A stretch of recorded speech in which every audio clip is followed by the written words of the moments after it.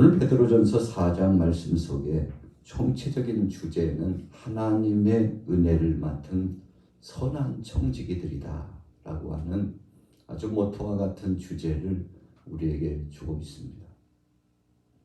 이 시대는 자다가도 깰 때가 되었습니다. 이유가 무엇인가요? 주님 오실 날이 더욱 가까웠기 때문에 그렇습니다. 2000여 년 전에 주님 앞에 부름받았던 제자들도 늘 마음속에 떠나보내지 않았던 것은 예수님께서 곧 오신다는 사실입니다. 주님의 임박한 재림에 대한 이런 신앙 사상을 갖는 것은 우리로 하여금 일깨워 믿음 안에 살도록 해주는 아주 보약과 같은 것입니다. 우리가 육체적으로도 보면 우리의 몸이 늘 긴장하고 있어야 건강하다고 합니다. 육체가 잠들면 머리에서부터 발끝까지 적지 않게 몸이 불균형을 이룬다고 합니다. 그래서 우리가 수시로 운동을 계속 진행하는 것은 깨어있도록 하기 위한 방법이죠. 깨우는 겁니다.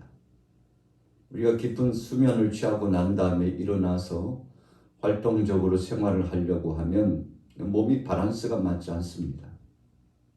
자꾸만 언밸런스가 생겨요. 그래가지고 다리가 저리기도 하고 뭔가 삐걱거리는 듯한 좋지 못한 이런 컨디션이 나타나게 되는데, 그래서 아주 강한 운동을 하기 전이나 격하게 움직이기 전에는 준비 운동을 하게 되는 겁니다. 이렇게 함으로써 몸에 여러 곳에 신호를 보내는 겁니다. 이제 격한 움직임이 있을 것이니 단단히 준비하라는 거죠. 그래서 이 준비 운동을 통해서 자신의 컨디션을 유지할 뿐만 아니라 건강하게 살아갈 수 있는 삶의 방향을 전환시키는 거죠. 자, 이런 육체적인 것뿐만 아니라 영적인 세계도 마찬가지입니다.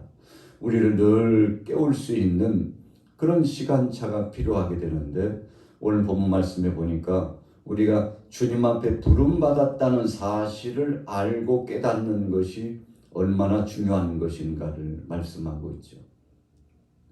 자, 1절 보십시오. 그리스도께서 이미 육체의 고난을 받으셨으니 너희도 같은 마음으로 갑옷을 삼으라. 이는 육체의 고난을 받은 자는 죄를 그쳤음이니 그랬어요. 우리가 환난과 핍박을 당하는 이유는 오늘 본문에 보니까 한 가지로 일축됩니다.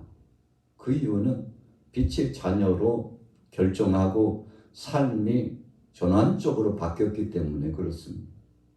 사악한 원수마귀 권세는 주님이 오실 날이 가까움을 알고 저희 때가 이제 얼마 남지 않았음을 알고 할 수만 있으면 우는 사자처럼 믿는 자라 할지라도 넘어뜨리려고 합니다. 자신의 본자식, 어둠의 자식들은 그냥 내려놓는 거죠. 어차피 더불어서 영원한 지옥불에 던져질 자들이기 때문에 별로 관심이 없습니다. 어둠대로 행하면 악한 것들이 그냥 내버려 두는 거죠. 그러나 빛의 자녀로서 하나님 뜻대로 살려고 하면 악착같이 도전해 와가지고 틈을 노리고 넘어뜨리려고 하는데, 우리 믿음의 사람들이 환난과 핍박을 받는 이유는 빛의 자녀이기 때문에, 주님 뜻대로 살기 때문에 그렇다는 것입니다. 그래서 사악한 원수마귀 권세들이 끊임없이 늑탈하려고 틈이 있나 없나 호시탐탐 노리고 있는데, 그래서 다가오는 것이 환난과 핍박이 찾아올 수 있다는 것입니다. 그래서 우리는 이런 환난과 핍박이 찾아오면 적어도 영적으로 깨어서 주님 뜻대로 살고자 할 때 찾아온 고난은 감사함으로 받아야 된다고 오늘 본문 말씀에 핵심적으로 일축을 해주고 있는 것입니다. 자, 1절 후미해 보세요. 육체의 고난을 받은 자는 죄를 그쳤다 그랬어요. 왜 죄를 그쳤다고 합니까? 이제는 더 이상 어둠의 세력들과 이 악한 권세들과 타협하면서 살기를 원치 않고 이제라도 믿음대로 하나님 뜻대로 살기를 소원했기 때문에 그런 것이죠. 자, 2절 보십시오. 그 후로는 다시 사람의 정욕을 따르지 않고 하나님의 뜻을 따라 육체의 남은 때를 살게 하려 함이라. 우리가 삶을 살아가다 보면 어떤 때 참 지나간 세월을 돌이켜보면 후에 막심할 때가 있습니다. 야, 내가 왜 그렇게 살았는지 몰라. 그렇게 삶으로써 악한 것들이 얼마나 기뻐했을까. 그러나 사랑의 주님을 만나고 성령 안에서 은혜를 경험하고 난 다음에는 그 일이 얼마나 초라한 것인지, 악을 추종하고 하나님의 뜻을 거스리고 육신의 소욕이 좋아하는 대로 그냥 내려놓고 살았던 그 삶의 추억이 얼마나 부끄럽고 추한 것이었는지, 이제 새로운 결단을 하고 살아가는 삶이 참 복되고 감사한 것임을 알게 되었다는 것입니다. 그래서 이제 남은 때라도 주님이 나를 부르시는 그 동안까지 이제 남아있는 이 삶이라도 주의 영광을 위해서 복되게 살고자 소원을 품고 소원만 품는 것이 아니라 믿음을 가지고 살고자 질주하듯 실행해 나가는 실천적인 삶이 진행되는 것이죠. 그러나 악한 권세들이 호락호락 우리를 놓아줄 리가 없습니다. 그래서 할 수만 있으면 믿는 자라도 넘어뜨리려고 하기 때문에 적지 않은 방해, 혼란과 핍박, 우리를 향한 급습해오는 공격들이 찾아올 수 있다는 것입니다. 3절에 보십시오. 너희가 음란과 정욕과 술취함과 방탕과 향락과 무법한 우상 숭배를 하여 이방인의 뜻을 따라 행한 것은 지나간 때로 족하도다. 이러므로 너희가 그들과 함께 그런 극한 방탕에 다름질하지 아니한 것을 그들이 이상히 여겨 비방하나. 믿음대로 새로운 삶을 전환해서 살면 우리가 자유를 느끼죠. 성령 안에, 진리 안에 자유를 만끽합니다. 이것이 무슨 자유입니까? 주님 안에서 해방의 감격스러운 구원의 영광을 회복받았기 때문에 그렇습니다. 하나님 나라의 영광을 위하여 일할 수 있는 참 보람되고 가치 있는 일에 정진해 나갔기 때문에 그렇습니다. 참 감사한 것이죠. 그러나 이 일을 진행하는 그동안에 적지 않게 우리를 향하여서 공격하는 세력들이 있으나 우리는 지체하지 않고 이 일을 계속 진행할 겁니다. 왜 그런가요? 이 일이 가장 복된 것임을 늦게나마 깨달았기 때문에 그렇습니다. 이제는 다시는 속지 아니하리라고 생각하기 때문에 그러죠. 그래서 우리는 돌이켜 내가 구원받은 감격스러운 은혜를 간직할 뿐만 아니라 아직도 믿음을 갖지 못한 무수한 많은 사람들에게 더 적극적으로 생산적으로 복음을 증거해서 나같이 돌아올 자가 있으므로 그들에게도 소망을 심어주기 위해서 최선의 전력을 다하는 복음 증거 사역을 감당하게 되는 것이죠. 그들이 이상히 여기에 비방했다고 그랬습니다. 어쩌다가 저렇게 의로운 반열에 속하게 됐나. 여러분, 그래서 우리가 믿음을 갖고 주님 안에서 살면 주님 밖에서 살았을 적에 친근감을 가졌던 사람들이요, 우리를 계속 미혹하고 이상하게 여깁니다. 아니 어쩌다가 당신이 그렇게 됐나? 우리와 한패가 돼가지고 함께 살 때가 좋지 않았느냐라고 계속 주위에 맴돌면서 hir난하고 조롱하죠. 자, 우리가 실제로 살아가는 삶의 반경 속에서 우리의 원치 않게 믿음대로 살지 않은 이웃들이 이와 같이 신실한 믿음의 삶을 방해하고 미혹을 계속 던진다는 것이죠. 오늘 베드로도 알고 있었습니다. 어떻게 하는 것이 믿음을 지속하면서 살 수 있는 비결인지를 가르쳐 주었던 것입니다. 그래서 6절에 보세요. 이를 위하여 죽은 자들에게도 복음이 전파되었으니 이는 육체로는 사람으로 심판을 받으나 영으로는 하나님을 따라 살게 하려 함이라. 무슨 말씀입니까? 포기하지 않고 적극적으로 복음을 증거해서 이제는 죽었구나, 이제는 버려진 자구나 생각하지만, 그러나 마지막 순간까지 하나님께서 그들에게 기회를 주실지도 모른다는 생각을 갖고 계속 복음을 전하는 겁니다. 그래서 우리가 전도자들은 포기하면 안 됩니다. 주께서 언제 성령 안에서 마음문을 활짝 열어주실지 모르기 때문에 우리 자녀들에게, 우리 친속들에게, 이웃들에게, 우리 가족들에게, 사랑하는 친구들에게 지속적으로 복음의 메시지를 전하면 언젠가는 주께서 저들에게도 소망의 닻을 올릴 수 있도록 은혜를 주시게 된다는 것이죠. 자, 지금은 자다가도 깰 때가 되었다고 했습니다. 만물의 마지막이 가까웠으니 그러므로 너희는 정신을 차리고 근신하여 기도하라. 무엇보다도 뜨겁게 서로 사랑할지니 사랑은 허다한 죄를 덮느니라. 말세를 이기는 비결을 그 다음 차순으로 말씀하고 있는데, 첫째는 기도해야 이긴다는 거죠. 두 번째는 그 기도에 동반된 삶의 행보가 필요하는데 사랑의 실천적인 역사와 수고가 필요하다는 것입니다. 세상이 흉흉해진 이유가 무엇입니까? 사랑이 없어서 그렇다고 했어요. 말세가 되면 사랑이 식어지리라고 분명히 주님 말씀해 주었죠. 그래서 말세를 이기는 비결은 영적으로 깨어서 하나님께서 주시는 성령 안에 주시는 신령한 능력과 권능을 받기 위하여 지속적으로 우리가 영적으로 깨어있는 기도 생활을 해야 되고, 그리고 나가서 깨어있는 삶의 그 표준과 그 아름다운 모습의 발로인 실천적인 사랑을 실행하면서 살아야 합니다. 자, 뭐라고 말씀했습니까? 사랑은 허다한 죄를 덮는다 그랬어요. 그러면 이 사랑은 어떤 사랑입니까? 아가페적 그리스도의 사랑을 의미합니다. 십자가의 은혜 사랑을 가지고 가면 그 어떤 사람도 하나님 앞에 돌아오지 못할 자가 없다는 것을 말씀하는 거죠. 사탄이 가장 싫어하는 것이 바로 이 십자가의 사랑입니다. 어둠의 세력들은 이 십자가의 사랑 앞에서 무릎을 꿇게 됩니다. 분열도 다시금 회복되고, 그리고 초라하게 경직된 마음도, 냉랭한 심령도 다시 한번 뜨거운 열정적인 은혜의 심정으로 바뀌어지게 되는데, 어떻게 바뀌어집니까? 기도와 실천적인 사랑의 역사 가운데서만 가능하다는 것입니다. 그래서 제자 베드로가 예수님 앞에 와서 7번 용서하면 되겠죠, 자랑 삼아서 예수님 앞에 올렸더니 무슨 소리야? 7번씩 70번이라도 용서해야지. 이것이 바로 하나님의 뜻이었다는 것입니다.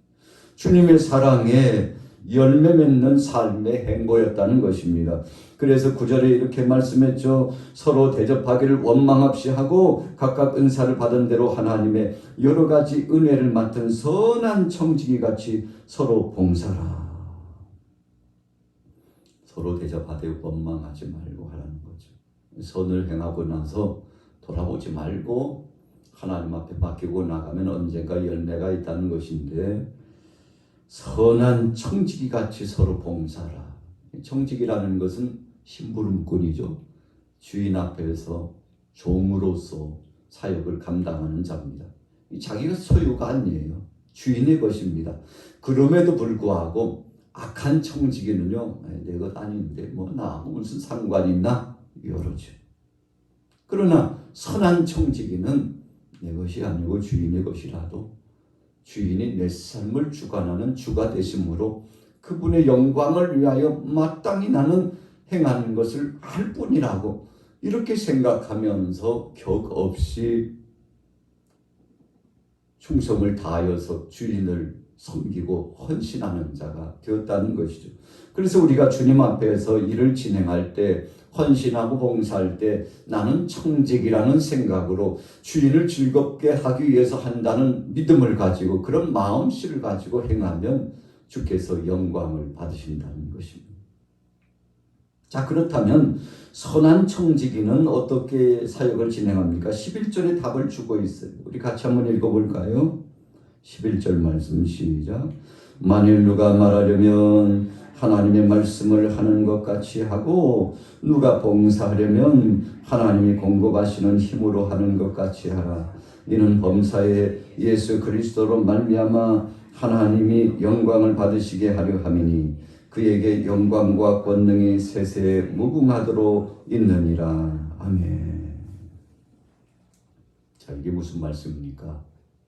내 것이 아니고 하나님의 것으로 사는 마음, 내 힘이 아니고 주님이 힘을 주셔서 일한다는 그런 생각 버리지 말고 오직 주님 앞에 감사하면서 주님 주신 것으로 선한 행보의 사역을 진행한다는 심정으로 서로 사랑하면서 봉사하고 헌신하고 배려하면 선한 복된 아름다운 열매가 맺혀진다는 것입니다.